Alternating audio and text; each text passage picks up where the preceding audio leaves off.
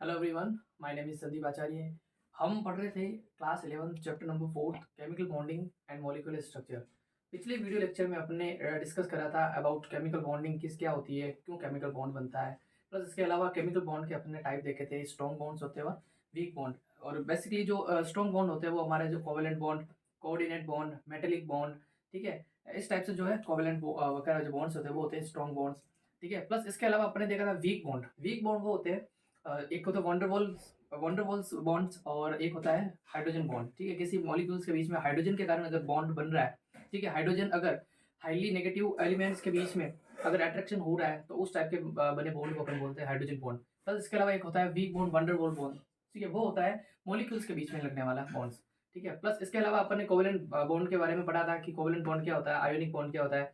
ठीक है, अगर आयन से अगर कोई बॉन्ड बनता है उसको आयोनिक बॉन्ड बोलते हैं। प्लस इसके अलावा जो एटम की जो शेयरिंग से एटम के अंदर इलेक्ट्रॉन की अगर शेयरिंग से जो बॉन्ड बन रहा है उसको बोलते हैं अपन कोवेलेंट बॉन्ड। प्लस इसके अलावा अपने कोवेलेंट बॉन्ड के टाइप्स भी देखे थे, single covalent bond, double covalent bond and triple covalent bond. अगर दो एटम के बीच में अगर एक एक इलेक्ट्रॉन की शेयरिंग होती है तो उस टाइप के बॉन्ड को अपन बोला जाता है सिंगल कोवेलेंट बॉन्ड। जैसे कि एग्जांपल की बात करूं मैं सिंगल कोवेलेंट बॉन्ड की, तो हाइड्रोजन हाइड्रोजन का जो मॉलिक्यूल होता है इसके बीच में जो है पर्टिकुलर हाइड्रोजन के बीच में जो एक बॉन्ड बनता है, ठीक है, वो एक होता है कोवेलेंट बॉन्ड। कोवेलेंट बॉन्ड कैसे, जैसे कि हाइड्रोजन जो है, हाइड्रोजन के पास एक इलेक्ट्रॉन होता है, ठीक है, और दूसरे हाइड्रोजन के पास भी क्या होगा, एक इलेक्ट्रॉन होगा। अब क्या कर रहे हैं ये हाइड्रोजन, क्या करना चाहते हैं, अपना जो है ड्यूप्लेट कंप्लीट करना चाहते हैं। इसके पास जो नियरेस्ट नोबल गैस होती है वो होती है helium.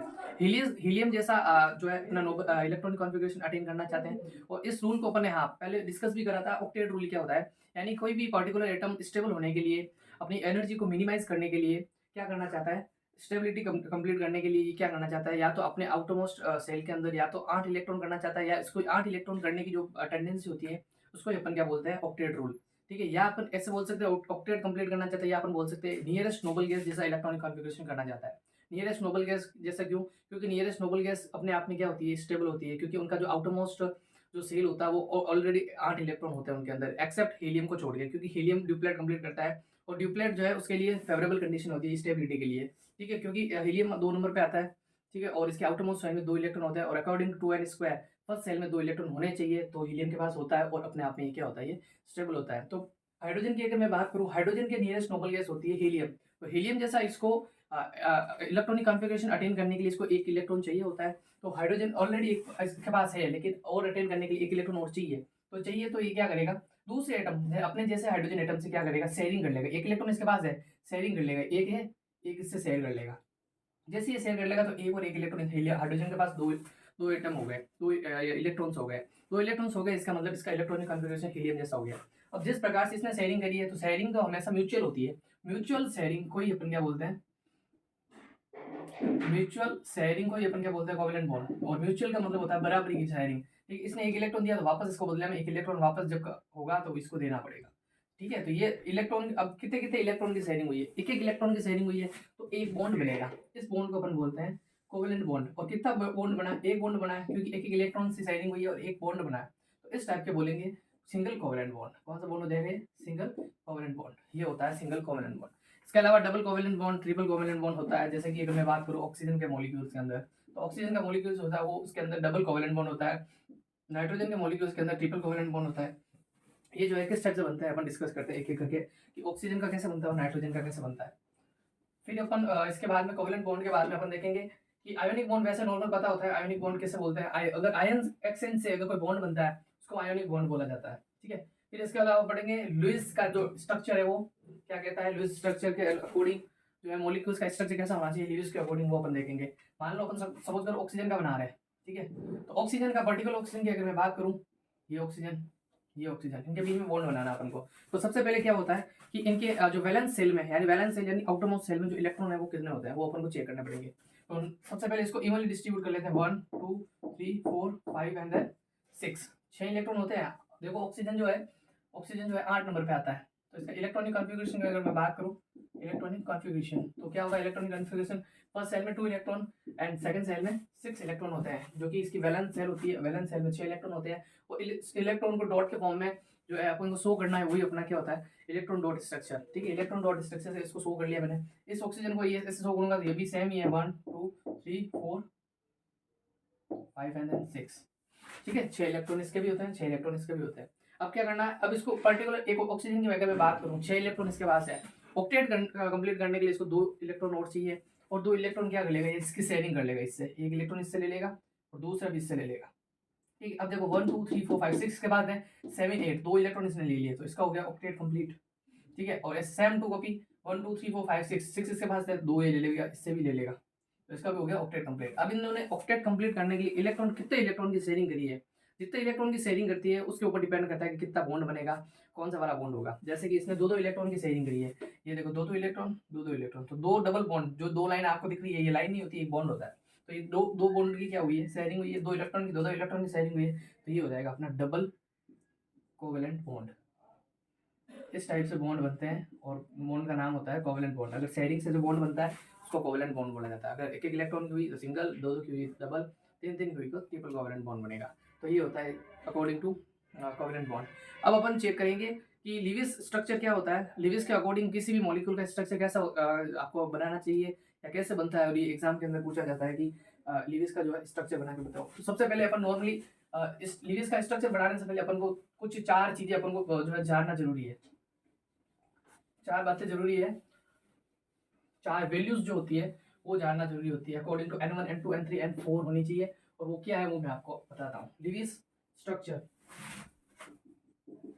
Lewis structure of molecule, of molecules, Lewis structure of molecule, molecules का जो है लिविस स्ट्रक्चर। एग्जांपल में अगर बात करूँ कार्बन डाइऑक्साइड CO2 की बात करूँ मैं, CO2 के अकॉर्डिंग लिविस का स्ट्रक्चर क्या होगा। ठीक है, तो सबसे पहले लिविस स्ट्रक्चर जानने से पहले आपको 4 जो वैल्यू पता होनी चाहिए, जिसको मैं बोलूँ N1 N2 N3 N4, ये 4 चीजें आपको पता होना चाहिए। अब क्या है ये N1 N2 N3 N4, तो सबसे पहले मैं बताऊं, N1 को बोलते हैं अपन number of valence electron, number of valence electrons of all atoms, सारे एटम्स के जो है वैलेंस इलेक्ट्रॉन।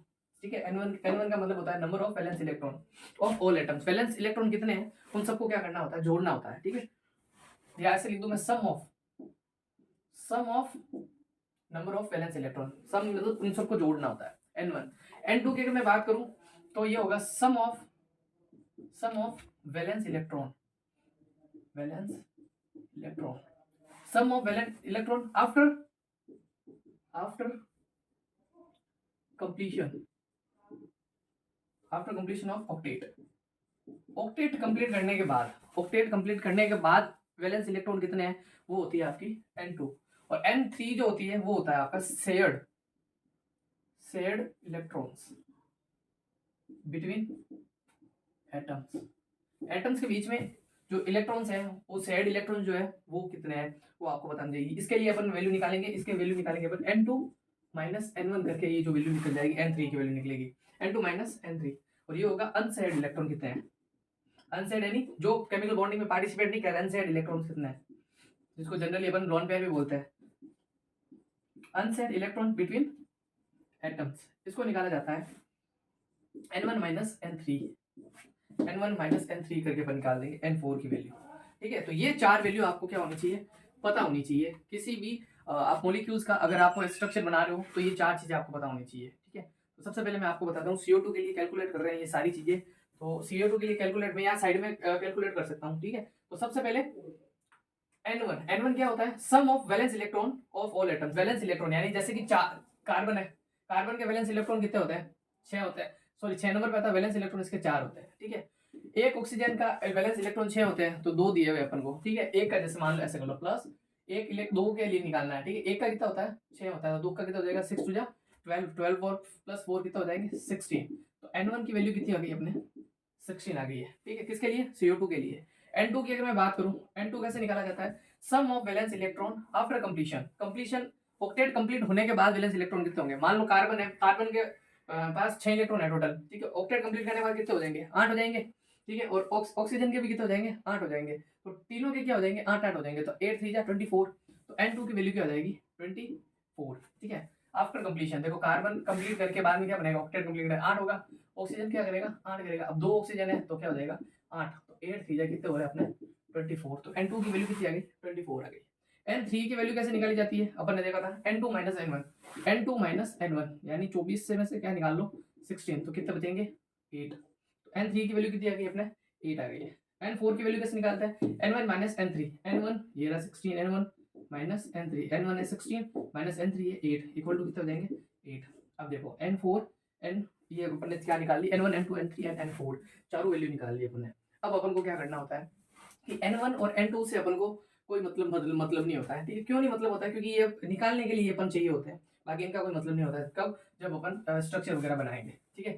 तो सबसे पहले देखिए इसका स्ट्रक्चर कैसे बनाया जाता है, एक मैं बता रहा हूँ सिंपल, और फिर मैं आपको बताऊंगा एक अगर किसी गिवन मॉलिक्यूल्स के ऊपर अगर चार्ज है, ठीक है, जैसे कि कार्बोनेट के लिए बताऊंगा मैं, ठीक है, जो आपके एनसीईआरटी में भी आया हुआ है कार्बोनेट के लिए, ठीक है।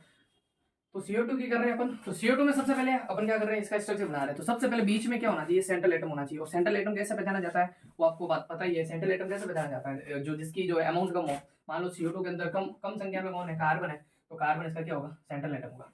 और पास में जो है आप एडजस्ट कर सकते हो, ठीक है। अब अगर मैं ये बता रहा हूँ स्ट्रक्चर, इसका जो शेप वगैरह है वो शेप जो है लिविंग स्ट्रक्चर नहीं बताता है, जनरली अपन ऐसे ही बनाएंगे। अगर आगे अपन क्या पढ़ेंगे, VSCPR थ्योरी वगैरह पढ़ेंगे, तब अपन पर्टिकुलर देखेंगे कि जो है शेप कैसा होता है, ज्योमेट्री कैसी होती है, ये अपन आगे की थ्योरीज में देखेंगे। जनरली अपन को अगर कुछ नहीं मॉलिक्यूल्स पूछा जाता है कि लिविस का जो है, लिविस के अकॉर्डिंग मॉलिक्यूल्स का जो स्ट्रक्चर कैसा होगा वो आपको बताना होता है। उस टाइम कुछ भी आप कैसे भी कर सकते हो, जरूरी नहीं है कि मतलब ये होना चाहिए, कार्बन बीच में होना चाहिए सेंट्रल एटम, क्योंकि कम संख्या के अंदर साइड में आप जो है अदर एटम्स जोड़ सकते हो, ठीक है। नेक्स्ट देखो, कार्बन मैंने जोड़ दिया और साइड में जो है ऑक्सीजन लगा दिया। अब मेरे को क्या करनी होती है, सीधी N3 यानी शेड इलेक्ट्रॉन कितने हैं, शेड इलेक्ट्रॉन मेरे कितने हैं 8 है, ठीक है। यानी N3 की वैल्यू कितनी रखी है, N3 की वैल्यू है 8। ये शेड इलेक्ट्रॉन यानी शेयरिंग कितनी कितनी इलेक्ट्रॉन की है, तो शेड इलेक्ट्रॉन 8 हो गए। N4 होता है अनशेड, अनशेड कितने हैं 8 है। अब मेरे को क्या करना है, इसको स्ट्रक्चर बनाना। तो सबसे पहले शेड, शेड का मतलब होता है इनके बीच में शेयरिंग कितनी है, वही है यानी 8 इलेक्ट्रॉन है। तो सबसे पहले आप क्या करो, इवनली डिस्ट्रीब्यूट करो। देखो एक बॉन्ड का मतलब क्या होता है, एक बॉन्ड यानी 2 इलेक्ट्रॉन होता है, वो ध्यान रखना। जैसे कि एक बॉन्ड, 2 बॉन्ड ही हो गए, 2 इलेक्ट्रॉन, 2 और 2 4 इलेक्ट्रॉन। इवनली डिस्ट्रीब्यूट करने की कोशिश करो, 2 और 2 4 हो गए, ठीक है, फिर 6 हो गए और ये 8 हो गए। ये देखो N3 की वैल्यू हो गई कंप्लीट 8 इलेक्ट्रॉन, 1 2 3 4 5 6 7 8, ये अपन ने क्या कर लिया डिस्ट्रीब्यूट कर लिया। फिर अपन को क्या N4, N4 means unsaid electron कितने हैं, तो सबसे पहले अनसेड इलेक्ट्रॉन अपन को देखना। तो उससे पहले अपन क्या क्या देखेंगे, कार्बन को देखेंगे, कार्बन का ऑक्टेट कंप्लीट हो रहा है या नहीं हो रहा है। तो देखो 1 2 3 4, 4 तो इलेक्ट्रॉन इसके खुद के थे, 5 6 7 8, कार्बन का ऑक्टेट कंप्लीट हो रहा है, तो अनसेड इलेक्ट्रॉन वही जाएंगे, ठीक है।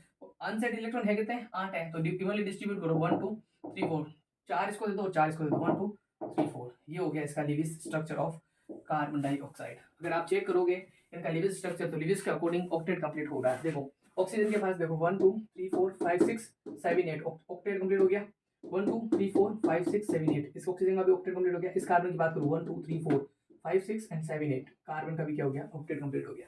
इसको बोलते हैं लिविस स्ट्रक्चर ऑफ CO2, ठीक है। अकॉर्डिंग लिविस के अकॉर्डिंग ये जो है कार्बन डाइऑक्साइड का क्या है स्ट्रक्चर है।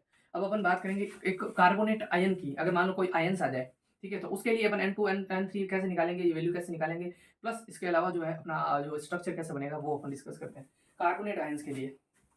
तो चलिए कार्बोनेट आयन्स के लिए, तो सबसे पहले आपको पता होना चाहिए कार्बोनेट आयन्स दिखता कैसा है, नाम क्या है पता होना चाहिए। कार्बोनेट आयन कौन सा है,